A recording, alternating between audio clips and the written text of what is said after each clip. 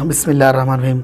Sir, topic ये है कि मुझे भी हालांकि सियासत में तो शऊर था ही, लेकिन सियासत में ही आके करना कौम की खिदमत ज़रूरी नहीं था। लेकिन अब वक्त आ गया है और बहुत लोगों का इसरार भी है कि एक लीडर की शक्ल में एक रहनुमाई तो कर ही रहे हैं, एक लीडर की शक्ल में आके करेंगे तो ग्राउंड रियलिटी में डेवलपमेंट के लिए, मुस्तकबिल के लिए एक मुकाम मिलेगा और लोगों के लिए भी आसानियाँ होगी। अब उन लोगों का इसरार था तो बिस्मिल्लाह करके मैंने भी जो है फुल फ्लेज में पार्टी ज्वाइन करने का इरादा किया है। और मैं मुबारकबाद देना चाहूँगा कुमार स्वामी जी को, हमारे सीएम इब्राहिम साहब को, हमारा आबिद असलम साहब को, कि उन्होंने मुझ में कुछ क्वालिटीज़ देखी और उन्होंने मौका दिया मुझे पहली बार। तो मैं उनका आभारी हूँ, शुक्रगुज़ार हूँ कि उन्होंने मुझे इस काबिल समझा। हाँ, अलबत्ता मैं कोशिश करूँगा कि इंशाअल्लाह जो उन्होंने मुझ पर एतबार किया है उस पर खरा उतरूँ और पूरी क़ुव्वत की ताकत के साथ शैतानी ताकतों को ख़त्म करने के लिए, हमारी कौम की फ़लाह के लिए, फलाही के लिए, बेहतरी के लिए, मुस्तकबिल की अच्छाई के लिए मैं इस बार जेडीएस से चिकपेट कॉन्स्टिट्यूएंसी से लड़ना चाह रहा था, इरादा कर रहा था, तो उन्होंने एक्सेप्ट किया है। तो यही बात मैं बताना चाहता था कि हाँ, इस बार किया है। बार बार ऐसे हो रहा है कि कभी वो पार्टी कभी ये पार्टी, दोनों आपस में एक दूसरे से हो रहा है।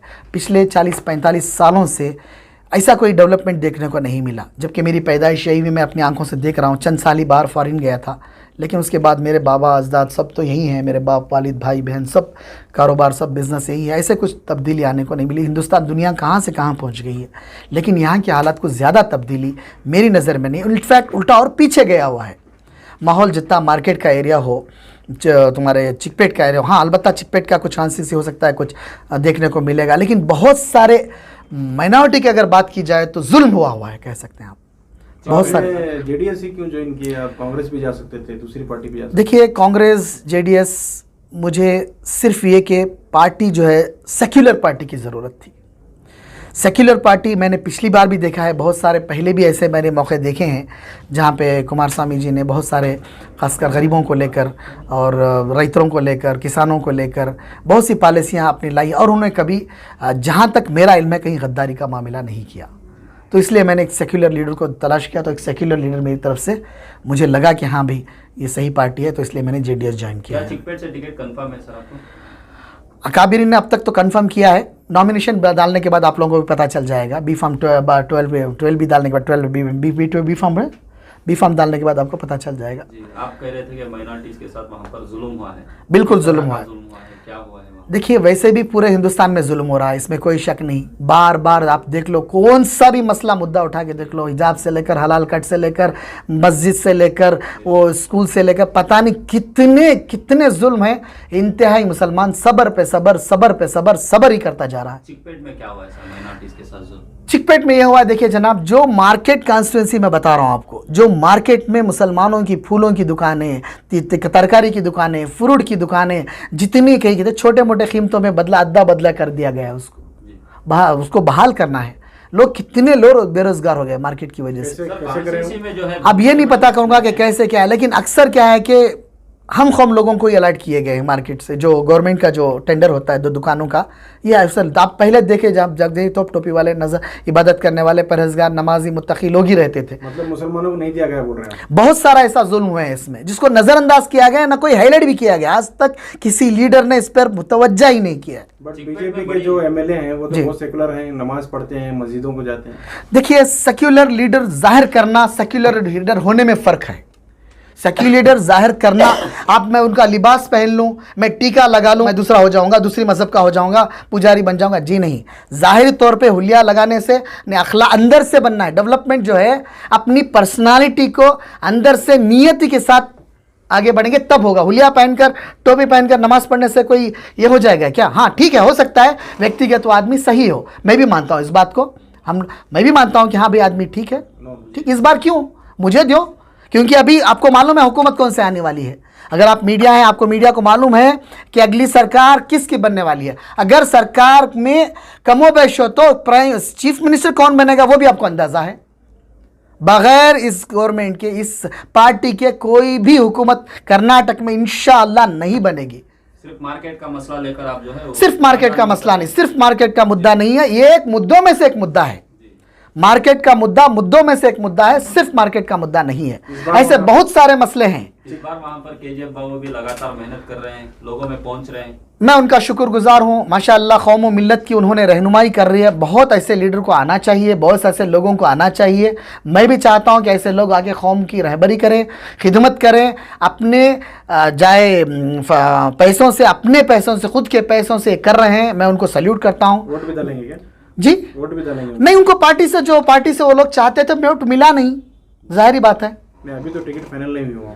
नहीं, 90% फाइनल हो चुकी है। इंडिपेंडेंट ठहरने का इरादा है? देखिए, इंडिपेंडेंट के बारे में मैं कुछ नहीं कहूंगा, क्योंकि पार्टी यहाँ पे चीफ मिनिस्टर जो है इंडिपेंडेंट का नहीं होगा, prime minister, chief minister independent का तो नहीं होगा, पार्टी का ही होगा। अलबत्ता पार्टी को जीत कर डालेंगे। आज तक की हिस्ट्री में कोई इंडिपेंडेंट कैंडिडेट कोई जीता नहीं यहाँ पे।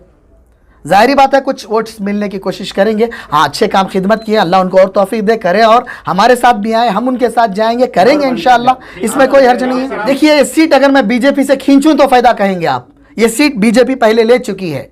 ये सीट जहां पे मैं कंटेस्ट कर रहा हूं, चिकपेट कांसी, मेजॉरिटी से बीजेपी ने जीता है पिछली मरतबे। क्यों जीता है? मुस्लिम कॉन्स्टिट्यूट है। एसडीपीआई के भी उम्मीदवार थे पिछली बार वहाँ, इसी वजह से। देखिए, बहुत सारे उम्मीदवार अभी भी हैं, लेकिन बीजेपी पहले भी जीता है। पहले भी परवीन निसार की जीती है, आप रिकॉर्ड उठा के देखें, पहले भी जीता है। एक बार इसने जीता, एक बार उसने जीता। सब इनको दो तो करते हैं। पिछले 50 सालों से इस कॉन्स्टिट्यूंसी में उन लोगों ने किया क्या है, ये बताएं आप मुझे। कितने इंडस्ट्री लगाए, स्मॉल स्केल, गरीब व गुरबा फुटपाथ पे आ गए हैं। बहुत सारे नौजवान नशे का शिकार हो चुके हैं, बहुत सारे बेस्कूल हो चुके हैं। जो माइनॉरिटी को छोटा मोटा फंड मिलता था वो भी अभी कुर्बानी हो गई। अभी बीजेपी ने ऐलान भी कर दिया है, अच्छे दिन अच्छे सरकार मोदी के तो बस चलते रहते हैं, जुबान भाषणबाजी इनके खून में है, यही चलता है सब। सर केजीएफ बेघर घरों को घर देना अच्छी बात है। गवर्नमेंट के पैसे क्या जा रहे हैं? इतना गवर्नमेंट का फंड जा कहाँ रहा है? क्यों नहीं डेवलप हो रहा है? स्लम बोर्ड क्यों नहीं डेवलप हो रहे? झोपड़पट्टी थोड़े बहुत क्वार्टर्स बने, उसके बाद रिवाइव क्यों नहीं हो गया? स्लम बोर्ड के थे चेयरमैन साहब, जाकर सवाल करें आप, कांग्रेस से सवाल करें आप। क्या आपको पहचानती है क्या? बेशक पहचानती है। खलासी पड़ला, मोती नगर, तिगलरपेट। मैं तिगलरपेट का, नगरतपेट का हूं बंदा। चामराजपेट में, टीपू नगर में पैदा हुआ, घर जाके देख लो आप, वहां पैदा हुआ हूं। नगरतपेट में मेरी स्कूलिंग, कॉलेजेस हुई, Shaukat building, SJP road, Bengaluru 2।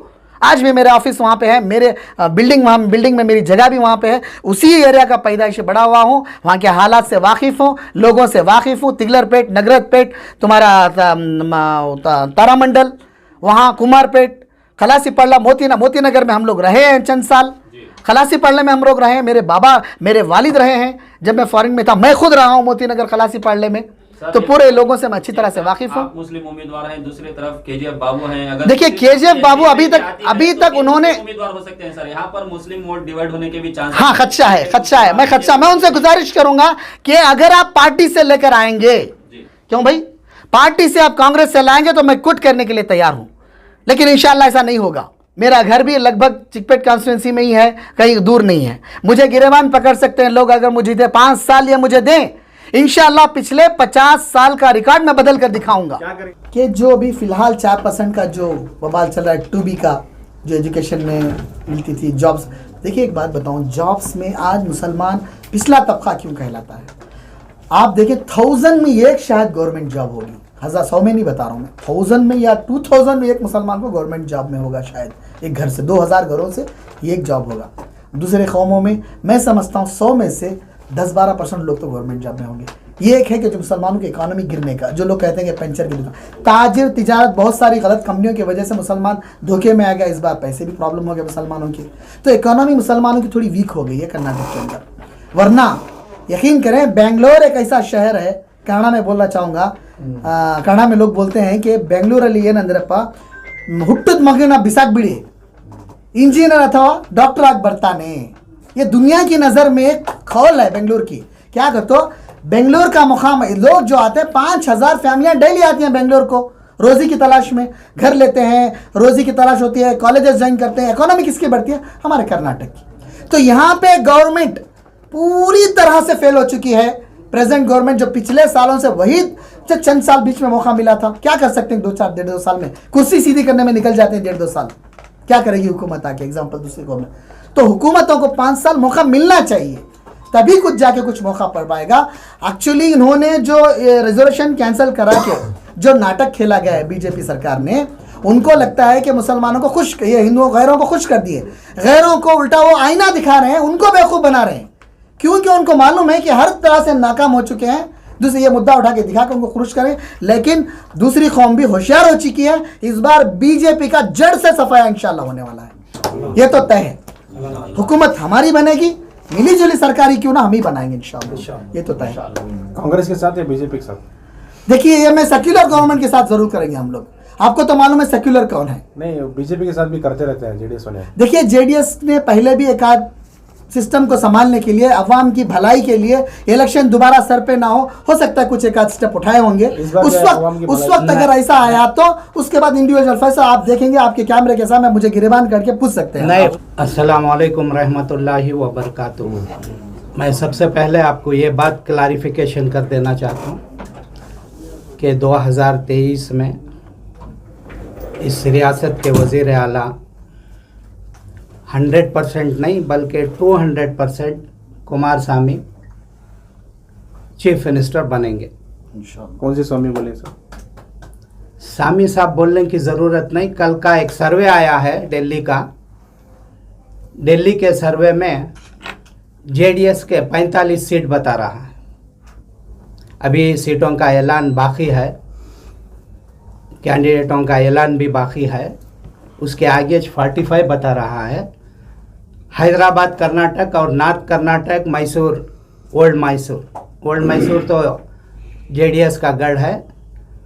North Karnataka और हैदराबाद कर्नाटक में एक लहर चली है जेडीएस की, जहां से बहुत सारे सीटें जीत कर आएंगे। एक बड़ी तादाद में जेडीएस पार्टी उभर कर सामने आएगी। इसका एक कारण ये भी है कि सीएम इब्राहिम साहब तकरीबन 1 साल से तूफ़ानी दौरे कर रहे हैं। दिन में 4-5 प्रोग्राम्स, बड़े बड़े प्रोग्राम्स अटेंड कर रहे हैं। इससे भी पार्टी को बहुत मजबूती और ताकत मिली है। और जिस जलसे में भी जा रहे हैं 5,000, 10,000, 15,000, हासन में कहीं 50,000 से भी ज़्यादा लोग जमे हुए थे। इतनी पॉपुलैरिटी इस पार्टी की बनी है। सीएम इब्राहिम साहब का एक और मकसद है, इस मर्तबा जहां दूसरी पार्टियां मुसलमानों को सीट नहीं देंगे, वहां मुसलमानों को उतारने का जोश, जज्बा और सियासी शऊर रखने वाले नौजवानों को वो टिकट देने का मंशा इन्हें इरादा कर चुके हैं। जिसमें सर्वज्ञा नगर में एक मुसलमान का ऐलान हो चुका है, बार बार ऐलान हो चुका है, जिनका नाम मोहम्मद मुस्तफ़ा। जयनगर से भी एक शख्स को उतारने वाले हैं। चिकपेट से हमारे शहर के मारूफ शख्सियत जनाब हैदर अली ख़ान को मैं खुद सीएम इब्राहिम साहब के पास लेकर गया था और उनका बायोडाटा तफसील उनके सामने पेश की, तो उन्होंने फ़ौरन दूसरे ही दिन कुमारस्वामी को मिलने का हमें हिदायत दी। कल सुबह में हम कुमारस्वामी साहब के घर गए, उनसे मुलाकात की, तो बायोडाटा देखा उन्होंने और किसी एक और शख्स को मिलने का इशारा दिया है, वो कल हो जाएगा। उसके बाद अब लिस्ट तैयारी का सिलसिला चल रहा है। इंशाअल्लाह हैदर अली ख़ान का नाम लिस्ट में आ जाएगा। ये पूरे जोश, जज्बे और हिम्मत से इलेक्शन के मैदान में उतरेंगे। ये कोई ऐसी वैसी शख्सियत नहीं, एक मारूफ शख्सियत है। शहर में इनके मिली खिदमात, समाजी खिदमात, मजहबी खिदमात, उलमा से इनका उठना बैठना, समाजी खिदमात, ये तमाम इनके इस वक्त काम में आ जाएंगे।